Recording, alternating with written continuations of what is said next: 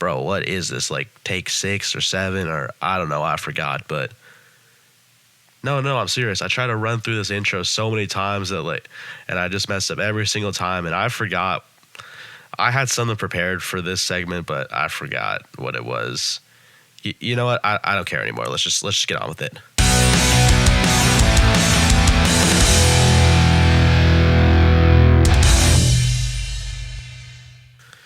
Hey guys.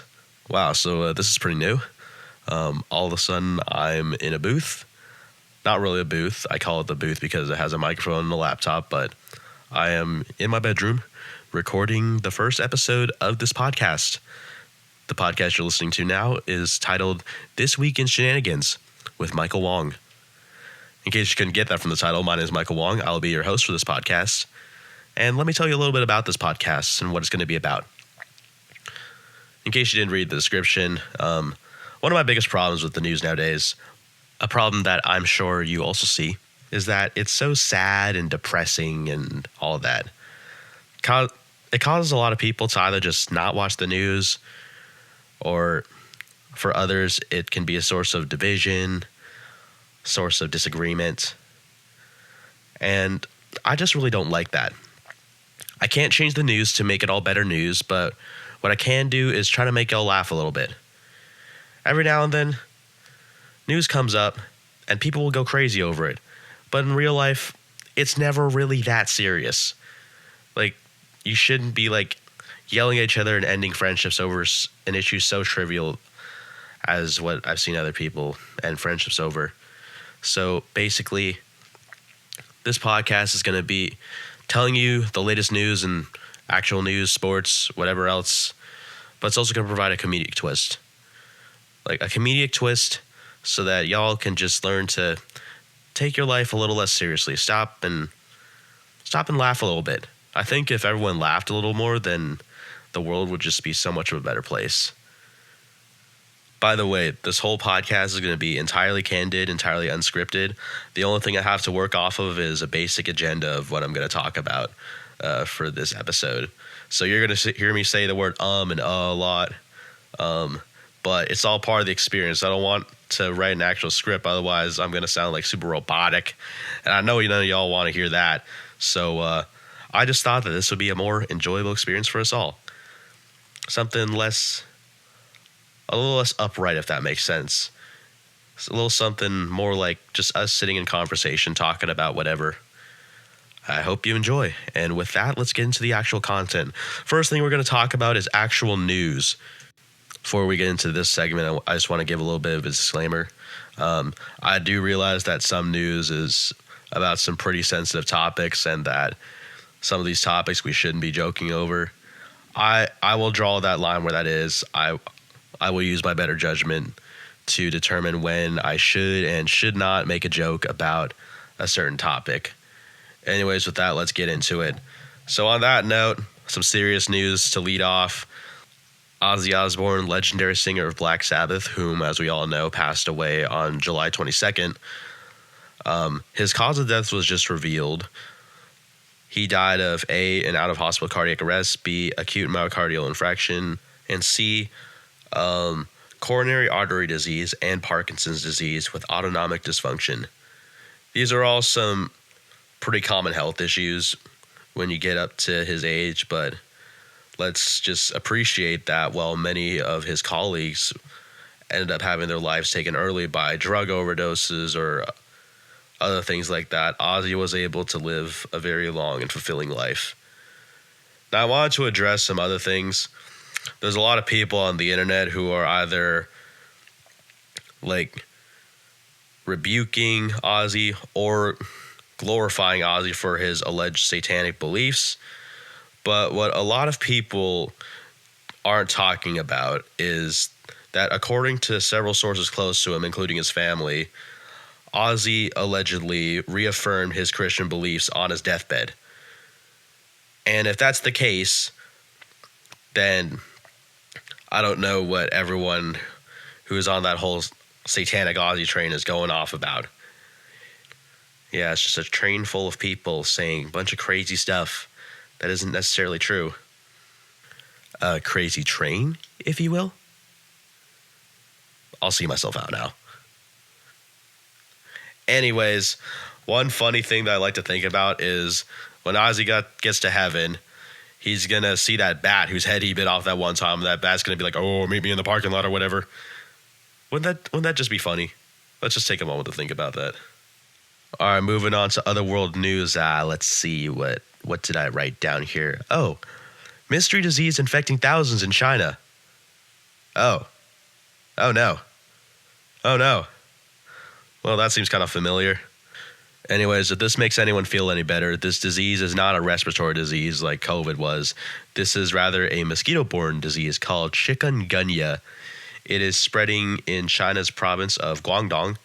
And since its initial outbreak in June of this year, there have been approximately 7,000 cases. According to ABC, the outbreak of this disease has been linked to monsoon flooding, which creates ideal breeding conditions for mosquitoes. If you aren't familiar with how mosquitoes operate, basically what they really love is very warm, humid environments where there are stagnant pools of water. So think about like Florida or California in the summer, and it's just horrible. Bonus points if there's like heavy foliage around. Like, let me give you an example. A couple weeks ago, I went to a friend of mine's house, and he has this garden in his backyard, and the garden's really nice. They grow a lot of stuff, but by the time I'd been there for like an hour, I felt like 10 new mosquito bites all on my legs. It was like, ugh. Now, there isn't immediate cause for concern. Again, this is a mosquito-borne disease, and unless a mosquito somehow crosses the ocean all the way to America, I think we're pretty safe. Additionally, there is a vaccine available, but it's mostly only available in countries like Brazil, Canada, Great Britain, and a bunch of other places that are not named China. So, as for the Chinese, they're fighting the disease or limiting the spread of it by just putting up mosquito netting and not leaving open water bottles out. It's really all you can do, but it's sort of effective. They've managed to keep the disease down to 7,000, which, considering the conditions, like the climate conditions in that area of the world, is actually pretty good. The CDC did put up a travel advisory for Americans who want to travel to Guangdong, though. So if you are planning a trip to Guangdong sometime in the near future, maybe just be careful out there. It's really bad getting bitten by mosquitoes as it is. You don't want to add like a mystery disease to top it off. And now it's the segment of the show where we move into sports news. Now, there have been a lot of shenanigan-worthy things that happened in the sports world over the past week, but what I want to talk about first is the biggest news in everybody's minds. Luka Doncic, the Slovenian superstar who was traded from the Dallas Mavericks to the Los Angeles Lakers back in January, has now signed a huge extension with the team. Luka signed a 3-year deal worth $165 million, and that keeps him in LA until 2028. So, barring any unforeseen trades or other unexpected roster movements, Luka's going to be around for a while. And in my opinion, this is the time for the Lakers to start chasing a championship. I mean, you got LeBron on the roster, you got Luka on the roster. For at least another year, you have Austin Reeves, and that's not to mention all those other pieces you added. Still got Rui Hachimura. You extended Jackson Hayes, although I'm sure you're going to need another center at some point. Point is, the Lakers have pieces. The Lakers, I think, are ready to go on a run this year. We'll see what happens, but I don't think we're going to see a third consecutive year of the Lakers getting first rounded in the playoffs. Now let's talk about some football. The Cleveland Browns, the butt of all football jokes for the past 5 years or so, have now signed Tyler Snoop Huntley to their roster. This comes while Kenny Pickett and Dylan Gabriel are both dealing with injuries of their own. Now, in case you haven't been paying attention, this means the Browns now have 6 quarterbacks on the roster. That's right, 6. And for those of you who aren't really that much into football, 6 is a lot of quarterbacks. Most teams keep 2 or 3 on the roster, but the Browns have 6. And let me name them off to you. You got Deshaun Watson, who's kind of old, kind of washed. He's injured and probably should be in jail. You got Kenny Pickett, who he wasn't that great as a Steeler. he was good as an Eagles backup, but I mean, I don't even know if he was good. He was okay as an Eagles backup, but that's because he was on the freaking Eagles. You got Dylan Gabriel, the third-round pick, who went 13-0 during the regular season with the University of Oregon this past year and then got stomped by Ohio State in the Rose Bowl. You also got Shedeur Sanders, the son of the legendary Deion Sanders. Everyone said he should have been a first-round pick, but he ended up falling to, I think pick number 144.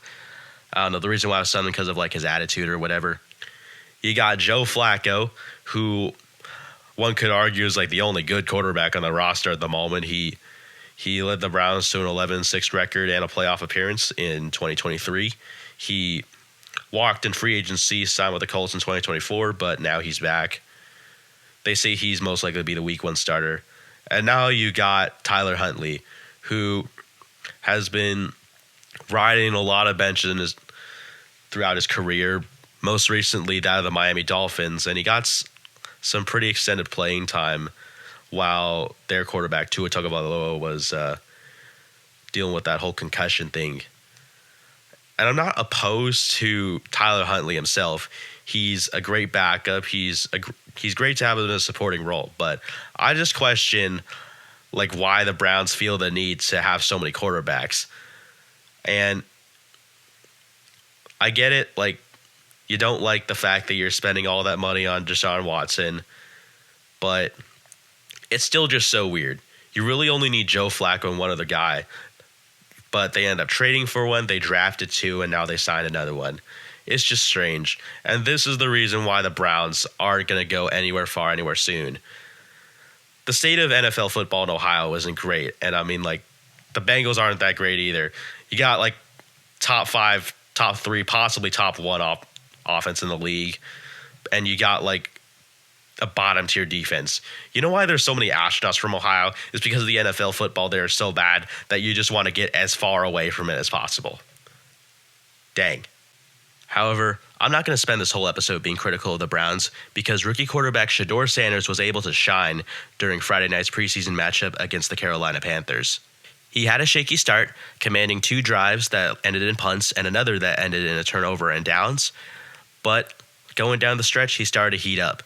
He threw 2 touchdown passes in the 3 quarters he played. Sanders also managed to complete several other noteworthy passes. One was a 25-yard pass to tight end Brendan Bates, and another was a 30-yard pass to wide receiver Luke Florea.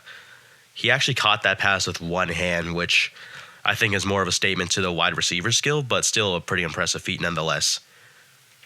Shedeur Sanders ended his night having played nearly 3 full quarters of football. He attempted 23 passes, completing 14 of them, with 138 passing yards and 2 touchdown passes. He also ran the ball 4 times for 19 rushing yards. Now, to cap off our sports segment, we do have some more unfortunate, unsettling news to come out of the NFL preseason's matchup featuring the Detroit Lions and the Atlanta Falcons. On the first play of the fourth quarter, Falcons running back Nathan Carter rushed forward for 8 yards. Detroit Lions safety Maurice Norris went low to make the tackle. Carter's leg appeared to hit Norris in the head, causing it to snap back. Norris was unresponsive on the field for several minutes as an ambulance came to pick him up. By the way, this happened at about 14 minutes and 50 seconds left in the fourth quarter. After this happened, several players from both the Lions and Falcons gathered in the center of the field for prayer, and another play would not be run.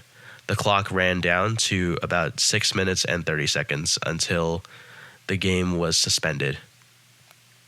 Obviously, this type of head and neck injury is an injury that you'd never want to see, and the consequences of it can be very, very bad. This isn't the first time in recent memory that we've seen such a horrible injury come out of an NFL game. If you're a football fan, you'll remember about 2.5 years ago during a matchup between the Bengals and the Bills when safety Damar Hamlin went down with a chest injury that nearly took his life. But even amidst all the chaos from back then, we were reminded of the brotherhood that can really be seen throughout the NFL and around the country People everywhere, both on the field and in the stands, showed so much love and support and prayer for Damar Hamlin. And today I think we saw something just like that as the Falcons and the Lions gathered together to pray at midfield. Later on Friday evening, it was reported that Maurice Norris was actually responsive. He was talking, he was moving around a little bit at the hospital that he was taken to in Atlanta. And according to head coach Dan Campbell, they will be running some tests to determine the full extent of his condition. But that is good. There is hope. In the meantime, though, I'd like to call for everyone to pray for Maurice Norris, just like we did for Damar Hamlin a few years ago. With that, why don't we shift gears into the final segment of this week's episode? The thing I have planned for the final segment of this episode, and every episode for the foreseeable future actually, is something that I call Wild Card of the Week. Basically, this segment is an opportunity for me to talk about whatever I find is relevant and kind of funny. It could be more news, it could be more sports, it could be about something completely random, whatever, just to make you guys laugh. This week, I'm going to be reporting on a story out of Vancouver in British Columbia. Now, for a bit of context, there's been a lot of talk about wildfires recently, right? I live in California, so, I know there's a huge wildfire, like maybe one or two of them every year. We just had a couple big ones in January, too. Like, everyone had to be evacuated. We moved the NFL playoff game that was supposed to be here to Arizona. It was really bad.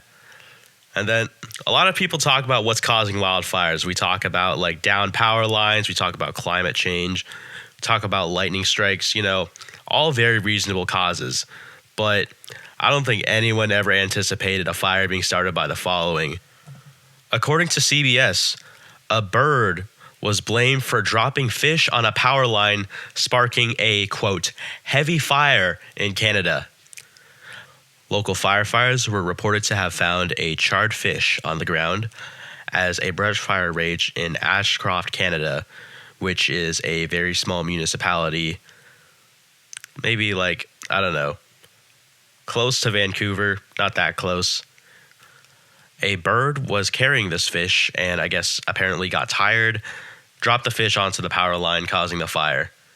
Experts believe that this bird may have been interested in trying fried fish for once.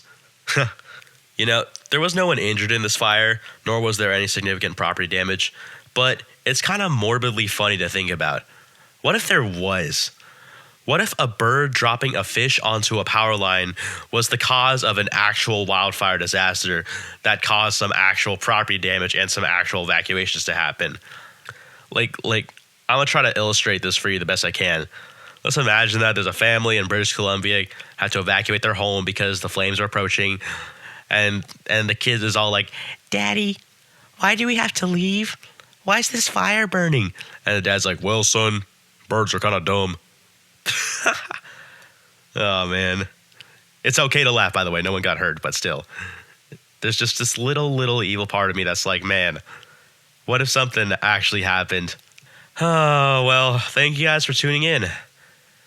I don't know about y'all, but I think this was a pretty good first episode. Might have been me yapping for 19 minutes, but hey, I had fun. Hopefully you guys had fun. Thanks for coming along for the ride. As of now, the plan is to upload new episodes every Saturday to recap the week's events. Hopefully I see y'all back here next week, and I'll have a fresh episode hot and ready. So, I have been your host, Michael Wong, and until the next shenanigans.